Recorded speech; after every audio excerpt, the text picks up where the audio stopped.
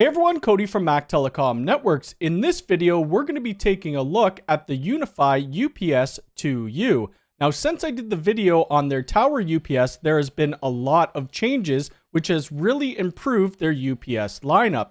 The first thing we're going to do is take a look at the UPS 2U, then we're going to get it adopted and see what it could actually do. Now, if you'd like to hire me for network consulting, visit my website at mactelecomnetworks.com, and I do have affiliate links down in the description below if you'd like to support my channel. So let's get started. And this is the UPS 2U. Just like the name says, it takes up 2 rack units in your rack. It has the nice Ubiquiti silver, and we have the Ubiquiti logo on the front.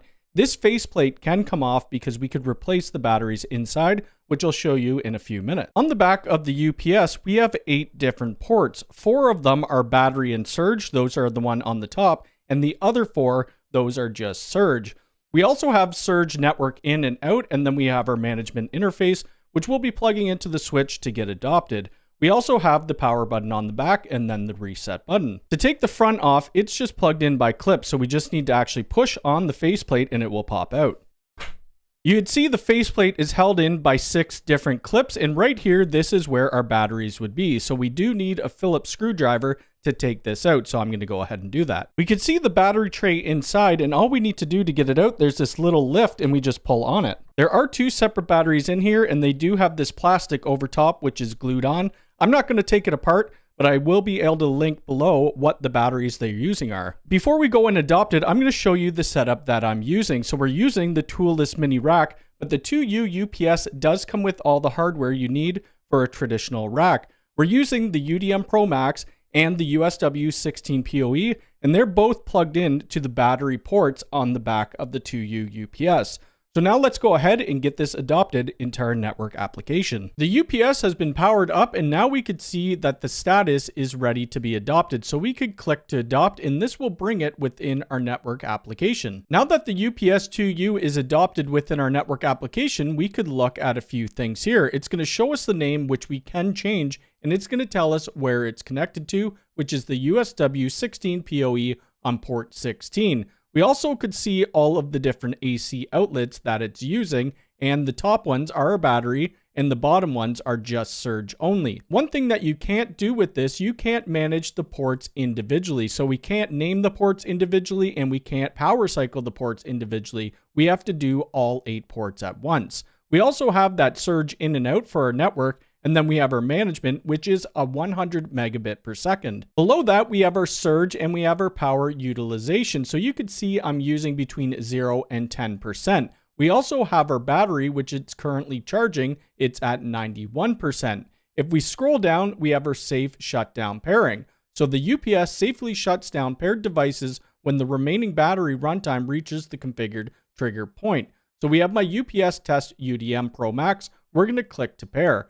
From here, you need to put in your credentials and then press pair, so I'm going to do that. Now that the UDM Pro Max is paired, we could set up our trigger point. So a trigger point, start safe shutdown when battery runtime remaining reaches, and we could set which minute interval we want to do. This we could only bring up to 15 minutes.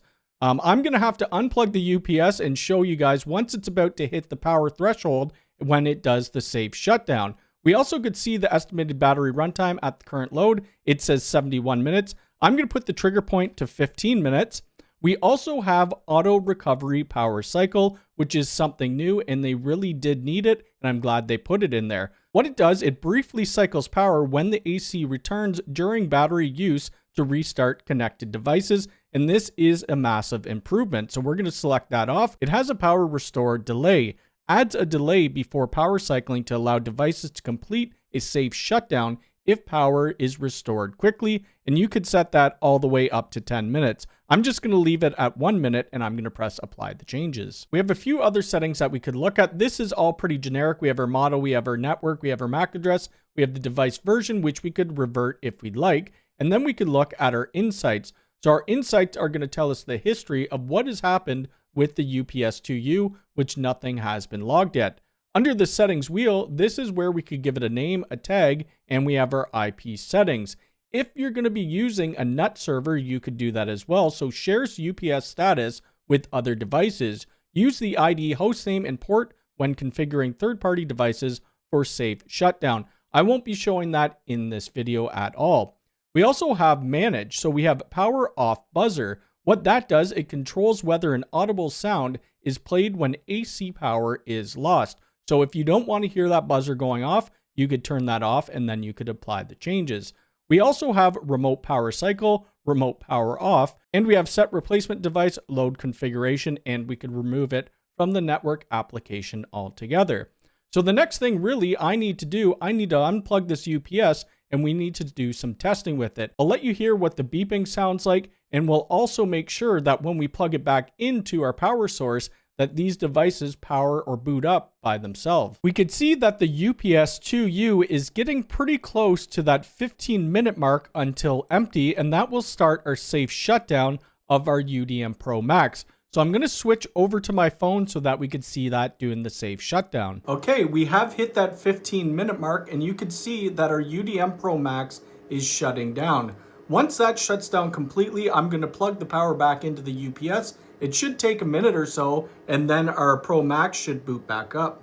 It took a minute to power this back up, but you could see the UDM Pro Max is back up online, or it's coming back up online, and that's that threshold that we set, and the UPS is online as well. It did power cycle all of the ports, so you could see that the USW16 was also power cycled, but now our network would be back up online once our AC power comes back up. Right now, the UPS-2U is plugged into AC power. I do have the buzzer on, so I'm gonna unplug that so that you guys could hear what it sounds like. And now it's off and the buzzer should start going.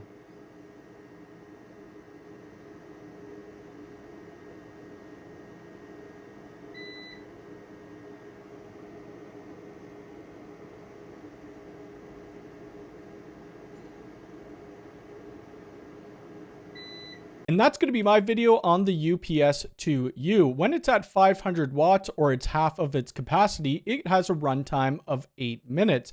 This could safe shut down our UDM Pros, our UMVRs, and our UNASs, and they do have an FAQ on their page. The UPS-2U comes in at $279, and I think that's fairly reasonable for a rack mountable UPS. The one thing that I would like to see is the individual power outlets being able to be power cycled and labeled, but hopefully a new UPS is coming that we could do that with. If you have any questions about the UPS-2U, leave it in the comments below. If you like this video, hit the thumbs up button. If you're new here, please subscribe and hit the bell icon. All right, thanks.